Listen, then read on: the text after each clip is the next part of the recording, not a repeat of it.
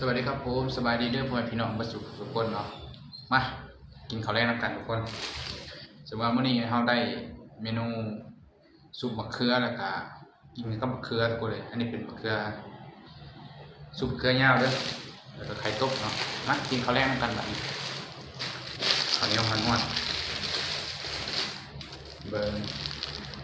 ไปนี่ไม่รู้ก็ได้ไปนี่ก็ได้ข้าวเหนียว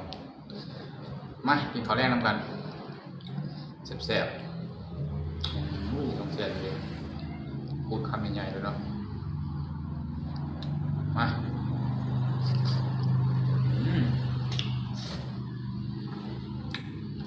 แซ่บทุกคน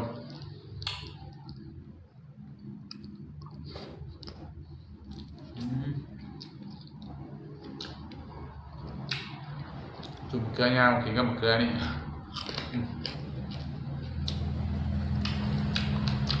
ไข่ต้ม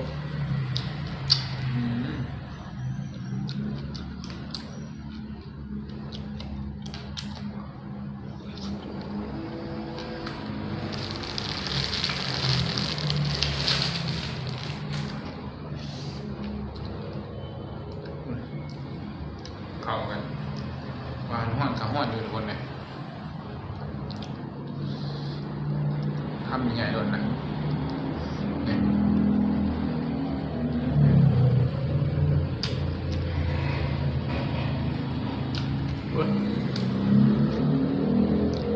เอาไปเฮียเนาะ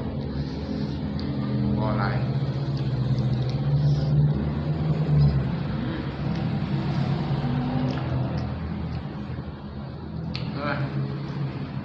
ขอติดมือพี่น้องไง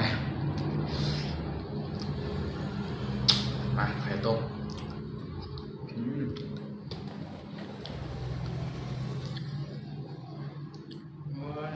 ข้าว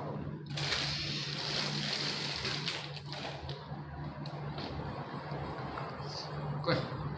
ข้าวเหนียวมันทอดทำยังไง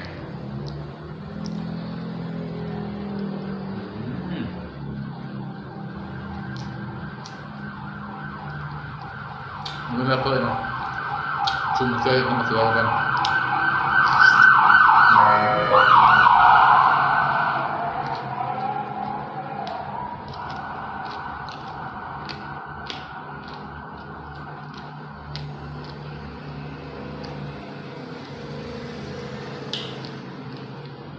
ไข่แดง